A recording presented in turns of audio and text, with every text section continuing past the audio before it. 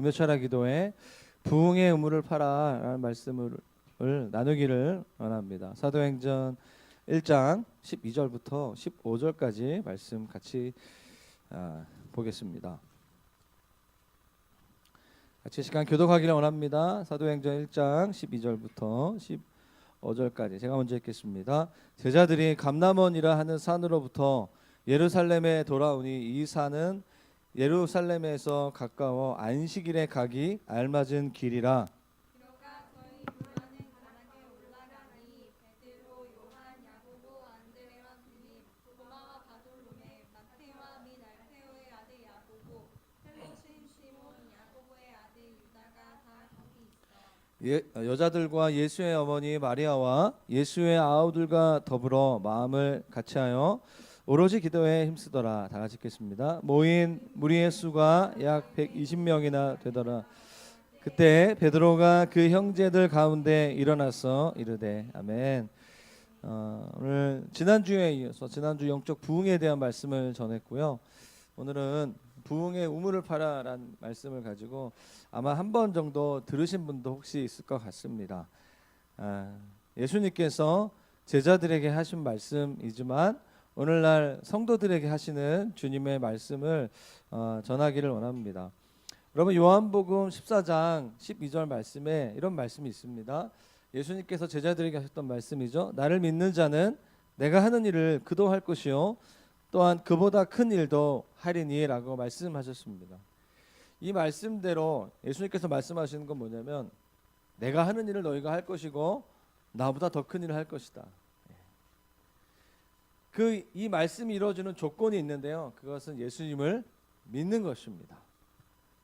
사랑하는 여러분, 여러분 예수님을 믿으십니까? 예. 오늘 이곳에 있는 우리가 소수로 모였지만 오늘 이곳에 있는 우리가 모든 분들이 예수님께서 하셨던 그 일을 할 것이고 예수님보다 더 큰 일을 할 수 있다라고 오늘 예수의 영신 성령께서 이 말씀을 통하여서 우리에게 말씀하시는 것입니다. 우리 모두는 예수님으로부터 이 엄청난 약속의 말씀을 받은 사람들입니다. 오늘 본문의 8절 보면 사도행전 1장 8절 우리 다 아는 말씀이죠. 오직 성령이 너희에게 임하시면 너희가 권능을 받고 예루살렘과 온 유대와 사마리아와 땅끝까지 이르러 내 증인이 되리라라고 말씀하셨습니다. 근데 있잖아, 이 말씀이, 이 약속의 말씀이 제자들에게 주어진 말씀일 뿐만 아니라 오늘날 교회에게, 오늘날 저와 여러분들에게 주어진 하나님의 말씀인 것을 우리가 알아야 합니다. 실제로 교회나 선교단체를 바라보면 이런 오늘 말씀에 나와 있는 이 성령의 권능, 하나님의 권능을 경험하지 못한 채 신앙생활을 하는 분들이 꽤 많다는 것을 우리가 알게 됩니다. 그래서 많은 교회나 성도들이 이런 부흥에 대한 하나님의 약속의 말씀을 받았는지에 대해서 의심하는 분들도 많이 있습니다. 나의 일상의 삶과 이 말씀은 상관없는 거라고 생각하면서 살아가는 분들이 있습니다. 왜냐하면 많은 분들이 부흥을 경험하지 못했기 때문입니다. 그래서 우리는 오늘 본문에서 성령의 권능을 약속받은 제자들이 어떻게 성령의 권능을 받았는가, 그 약속이 어떻게 실제가 되었는가. 여러분 약속도 중요하지만 그 약속이 우리의 삶에 이루어지는 게 더 중요하죠. 그렇죠? 더 중요합니다.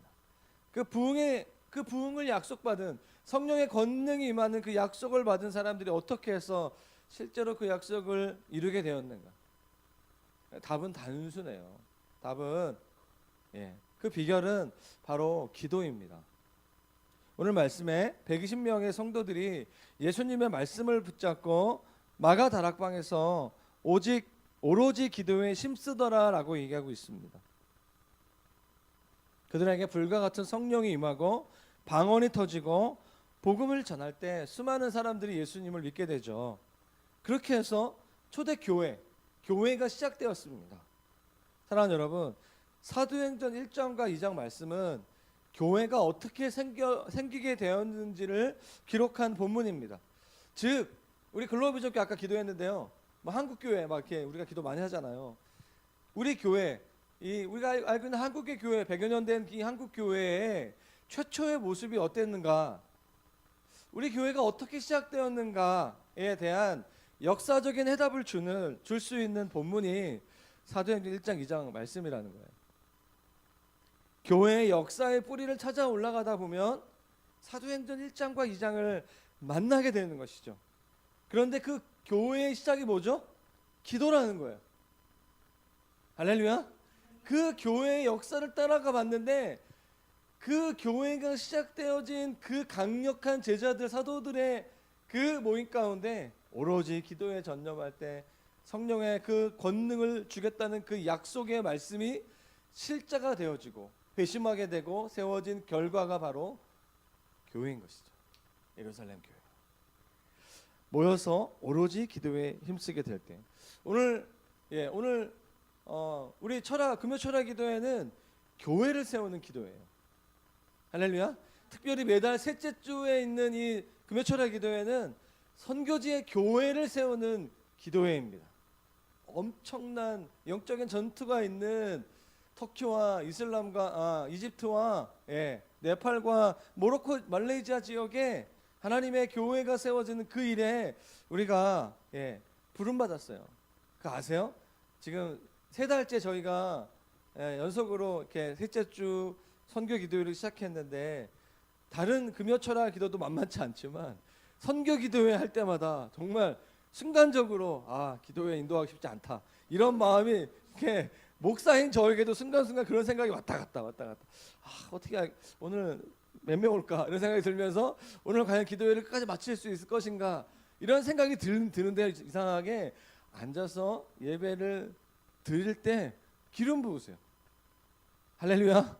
오신 분들은 아마 알 거예요. 정말 신기한 경험들을 저도 하고 있어요. 그러면서 주님의 다시 오심과 하나님 나라 열방을 향한 선교에 대한 마음이 다시 한번 이렇게 부어지는 것을 찬양 때부터 경험하게 됩니다. 그래서 오늘 여러분 굉장히 인간적으로는 효율적이지 않은 기도, 선교사님들 우리 지금 당장 내일 모레 조이풀 대회에서 기도 많이 해야 되는데 당장 많이 해야 되는 기도 제목이 있는데 또 제가 많이 했어요. 이번 주에 오늘은 우리가 선교지를 위해서, 어쩌면 우리와 전혀 상관없는, 때로는 일상의 삶과 전혀 상관없는데요, 선교사님들과 카톡을 교제하면서 느끼는 게 있는데, 기도회 이분들이 이렇게 좀 달라졌어요.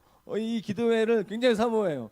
그리고 굉장히 의지해. 내용이 카톡이 점점 길어지고 있고 굉장히 구체적인 기도 제목들이 나오기 시작하는 거죠.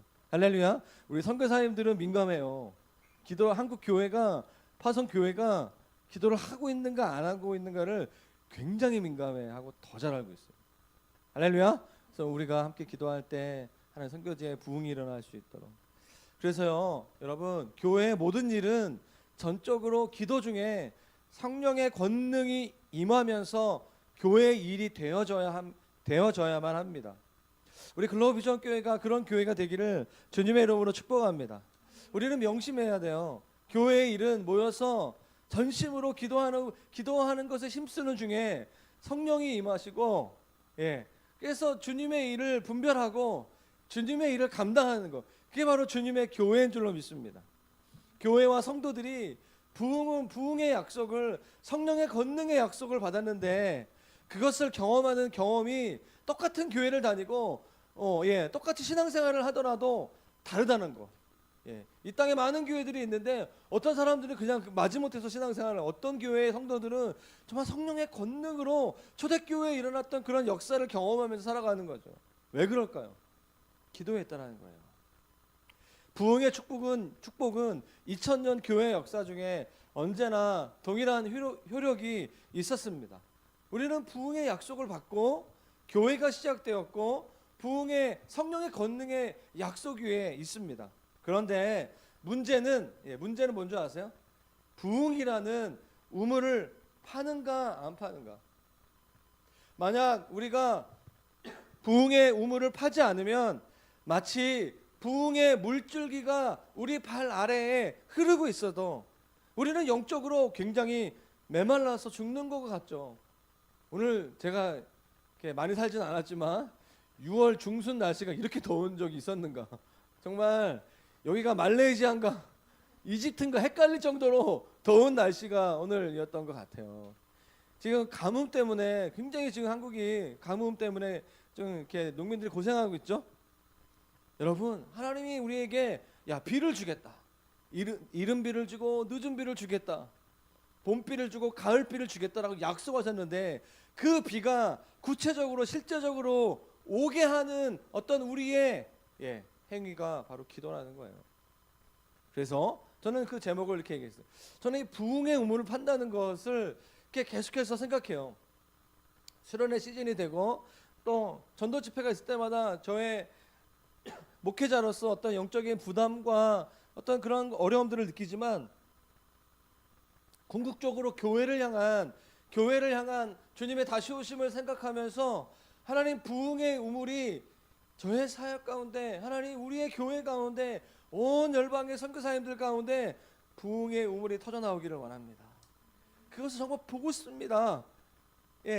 정말 기도하니까 있잖아요. 기도 안 하면 잘 이렇게 이게 뭐가 될까? 누가 오겠어? 그냥 난 개척교회다 말겠지. 이런 생각 들거든요.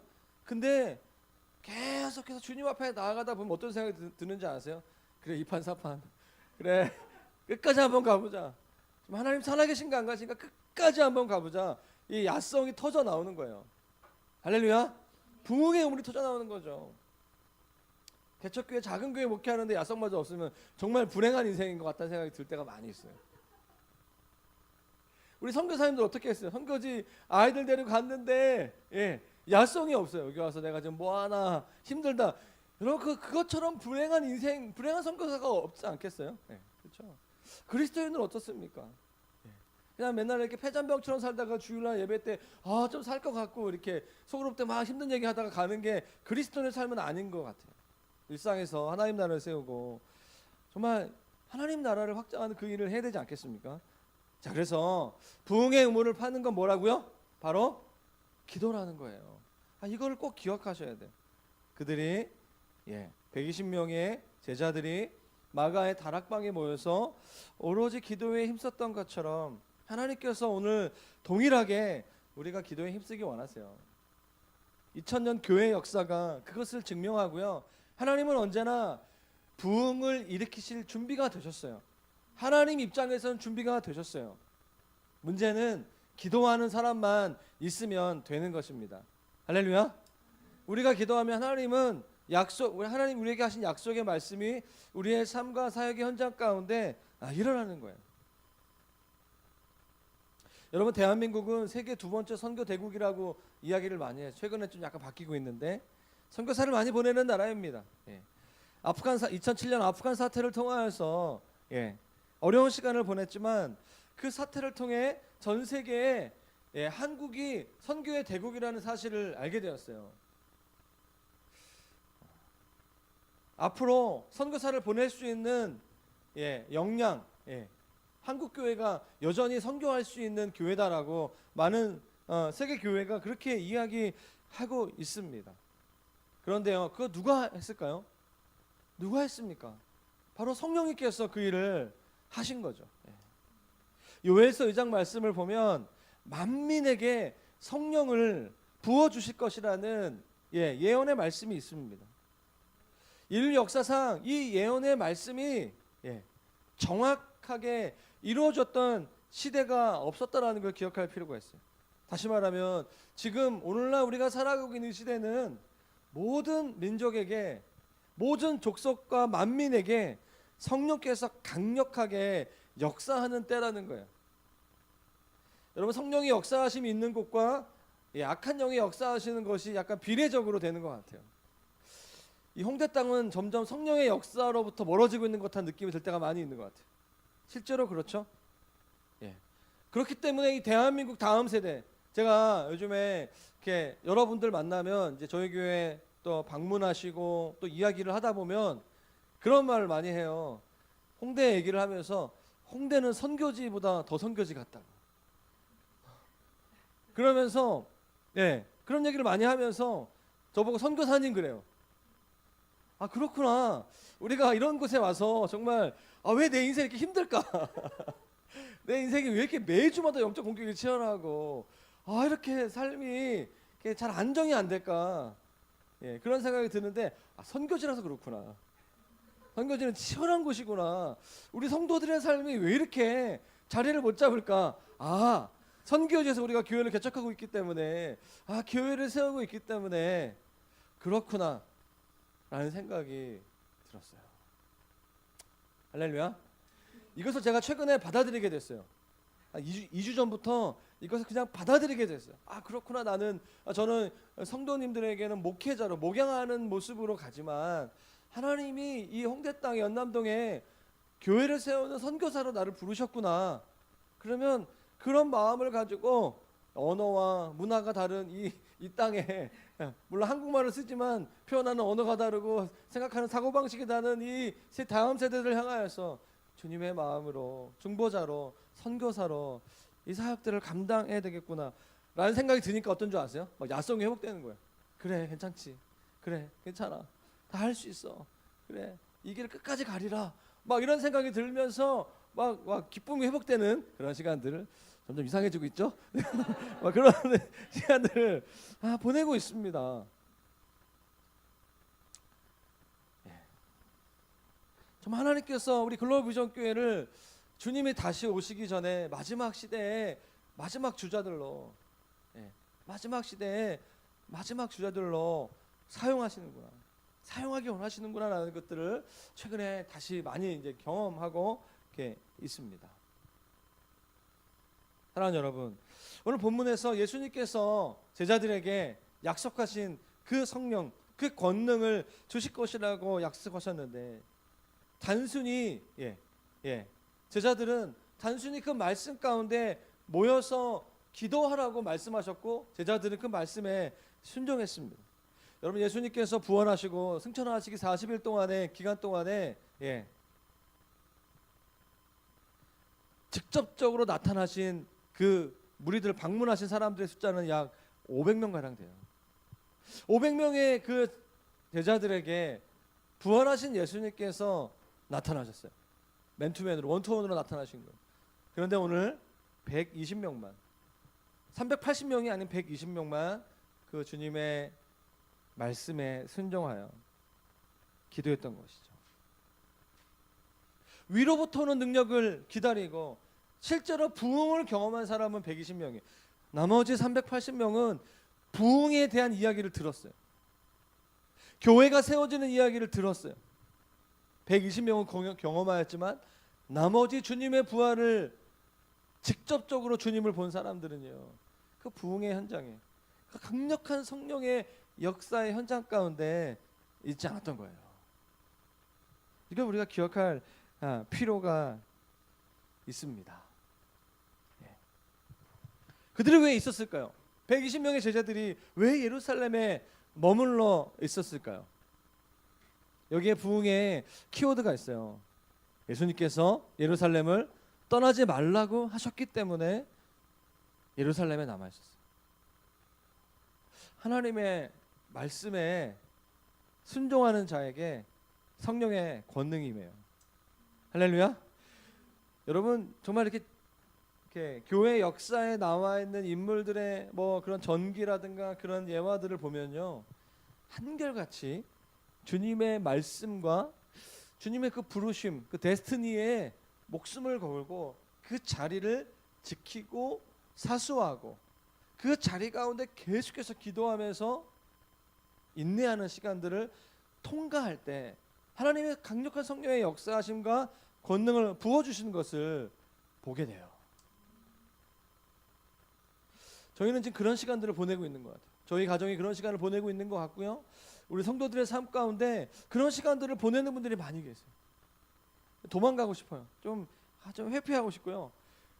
주님이 오직했으면 저에게 어제 밤에 정말 저희 아내가 이번 주에 이제 신대원 1학기 3학년 1학기 기말고사 기간, 계절학기 기간, 이제 화수목금 없었어요.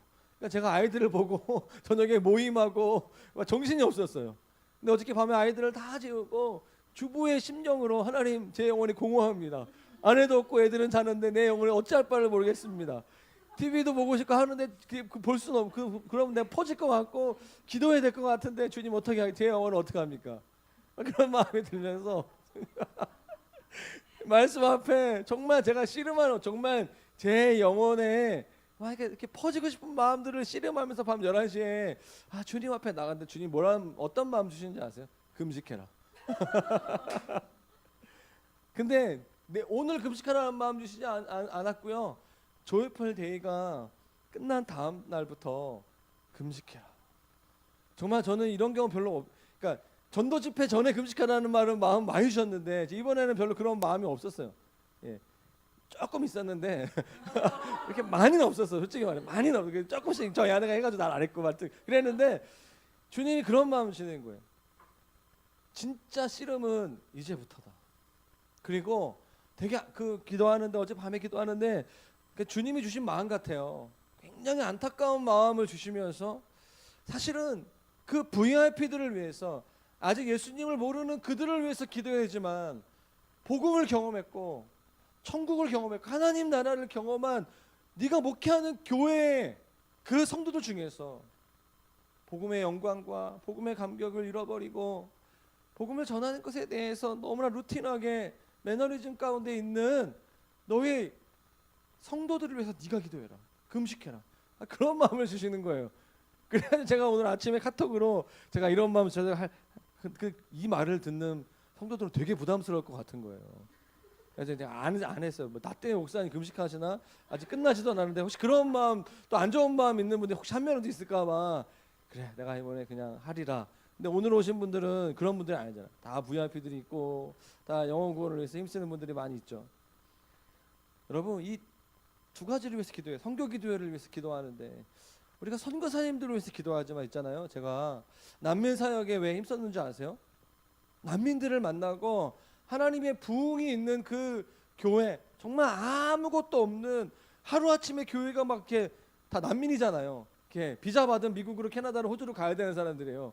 그러니까 교회가 어떻게 될지 모르는 그런 교회인데 그 순간에 그 일주일에 한 번에 있는 예배를 너무 소중하게 여기서 유튜브에 나와 있는 그 이란 말로 있는 그 찬양을 들으면서 예배하고 막 그렇게 기도하는 사람들 보면서 그런 거 있잖아요. 내 영혼이 회복되는, 내 영혼이 좀 씻겨지는. 내가 지금 고민하고 있는 인생의 문제와 목회의 어려움들 어쩌면 아무것도 아니구나. 주님이 정말 전부이신데 이런 마음이 들면서 격려가 되는 거예요. 사실 선교사님들은 어쩌면 우리보다 삶은 힘들고 언어와 문화와 여러 가지 모양으로 재정적으로 어려울 수 있겠죠. 그들의 영혼은 근데 주님의 보혈, 그 복음에 반응하는 영혼들로 인하여서 눈물의 씨름으로 인하여서 어쩌면 영혼은 더 성령으로 충만할 수 있을지 모르겠어요. 어떤 분들. 근데 우리 교회 성도들은 어떻죠? 열심히 일해가지고 후원하고 막 기도하고 하는데 우리의 영혼은 썩어 들어가고 있어요. 우리가 회복돼야 돼요. 중보기도 하기 전에 우리의 영혼이 주님으로 충분하셔야 돼요. 기름 부으심을 받으셔야 돼요. 오늘 우리 교회와 우리 한 사람 한 사람들이 먼저 하나님의 약속의 말씀을 믿으셔야 돼요. 제가 어저께 저희 아이들을 데리고 정말 성경 공부를 하기 시작했어요. 예수님의 사람 청소년 교재가 나와가지고 아직 청소년은 아니지만 초등학교 이제 사춘기 넘어가는 단계에 있는 아이들이 밤 8시 반부터 9시 반까지 아빠랑 제가 이렇게 처음으로 정말 이렇게 청년 사역하는 마음으로 되게 막 엄하게 둘이 막 이렇게 서로 질문하지 않게 하면서 뭐 했는데 제가 막 기도가 나오는 거예요. 다음 세대를 향한 기도가 나오는 거예요. 목회자 자녀들을 향한 기도가 나오는 거예요.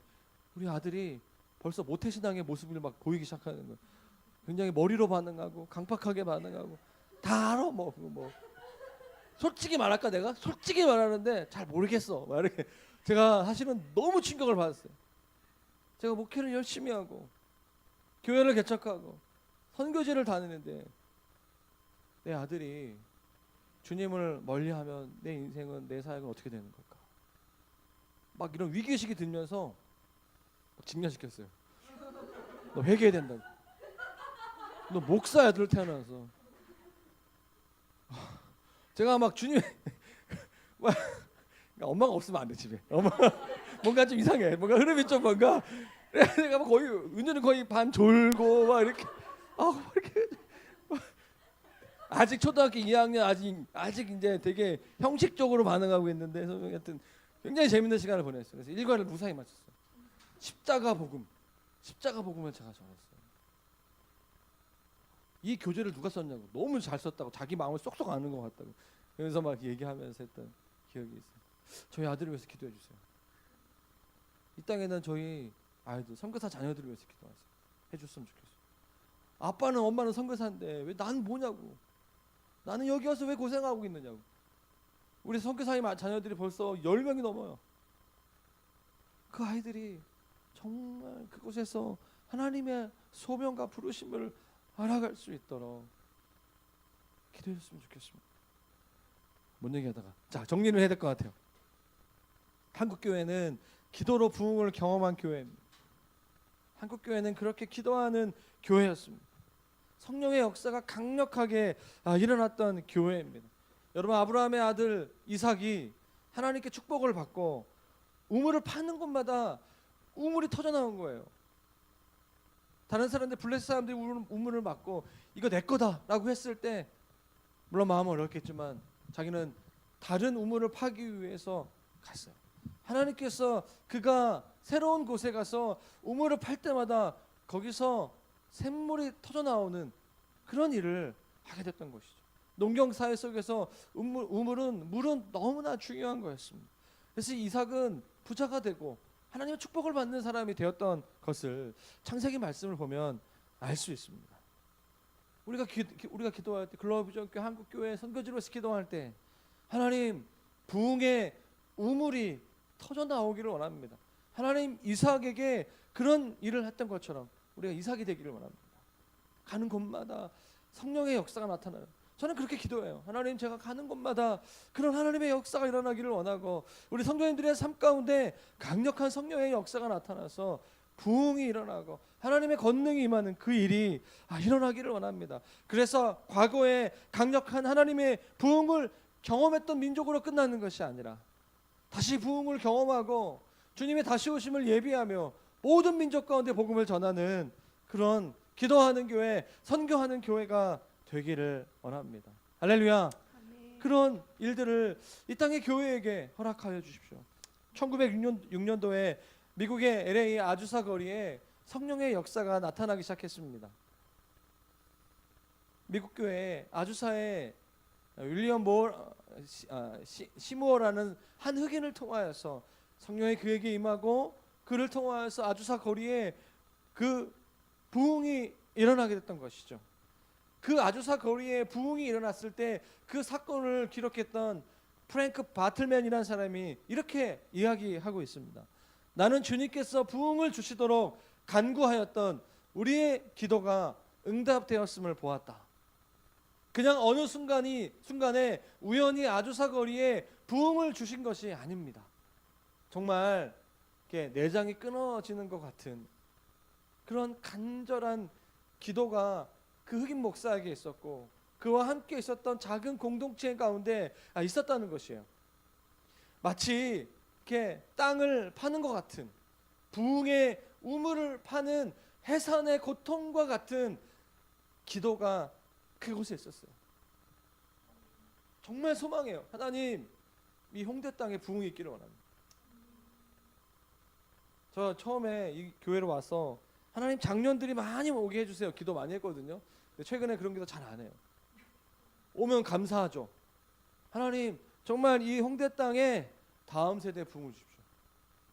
지난 6개월 동안 20대 28살 밑에 형제자매들이 10명이 넘게 등록했어요. 하나님, 100명이 오게 해주세요. 하나님, 이들이 말씀으로 양육할 수 있도록 도와주시고 단순히 교회가 성장하는 것에 멈추는 것이 아니라 이들이 이 도시를 바꾸게 해주세요. 정말 오늘 그런 일이 있었어요. 오늘 한 형제를 만나는데 지난주에 저희 교회 처음 온 형제, 이 형제는 1년 동안 외국에서 어학연수를 기간을 보내고 왔는데 지난주 수요일 날 이 연남동에 자취방을 구했어요. 그 다음날 천주교 신자였는데 다음날 이 연남동 동네를 다니면서 교회를 3개를 봤어요.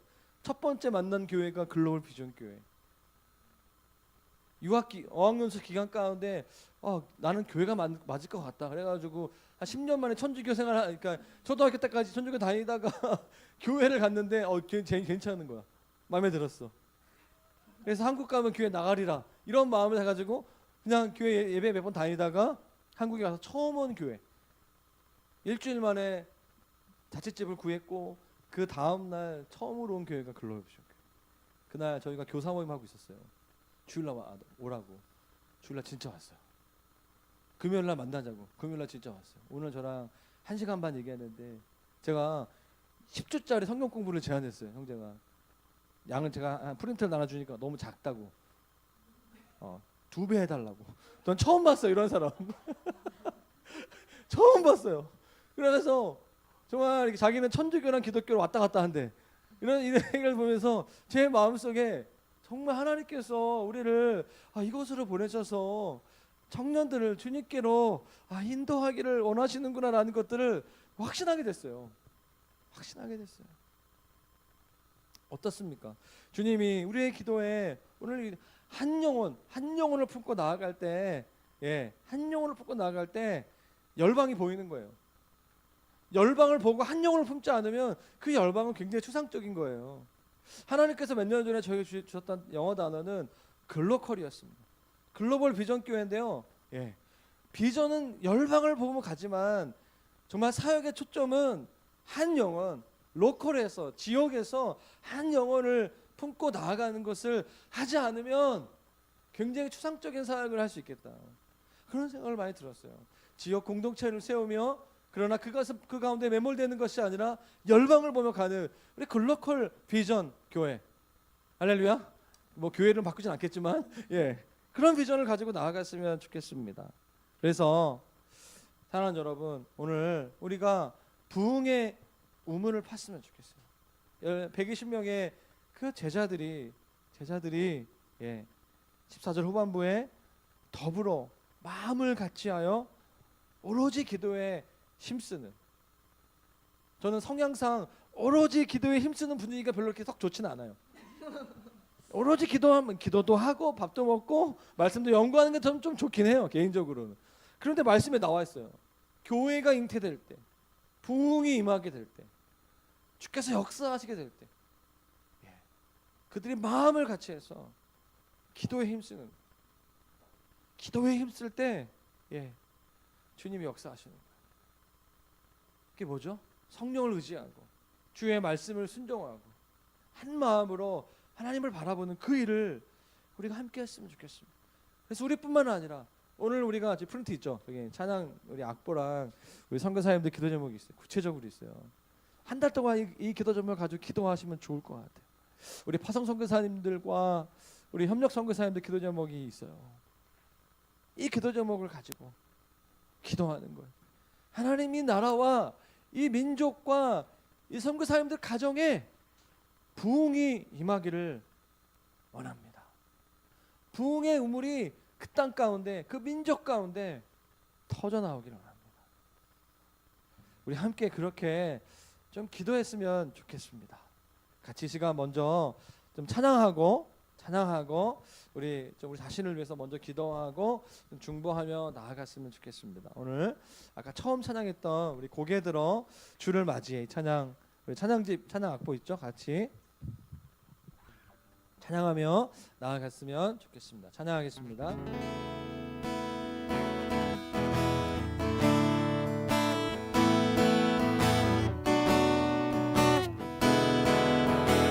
고개 들어 주를 맞이해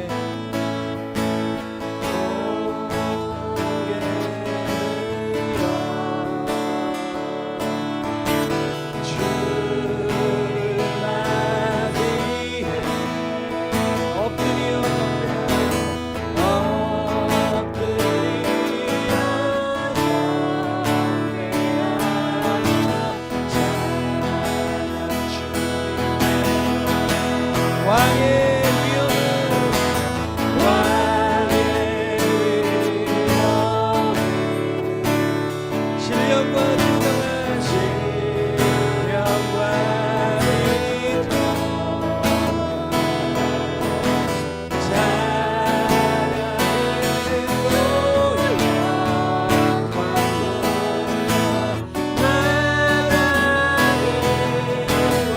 다시 한번 선포하며 나가겠습니다. 고개 들어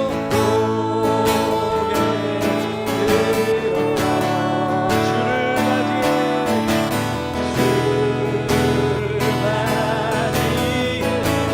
엎드리어 경배하며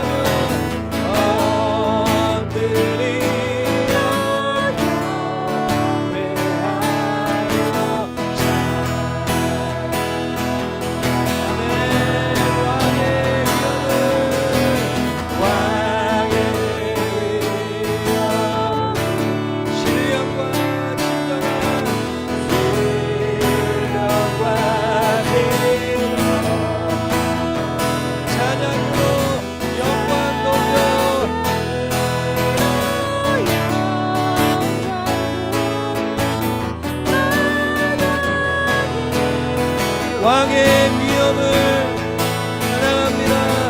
왕의 위엄 신령과 진정한 신령과 찬양으로 영광 돌려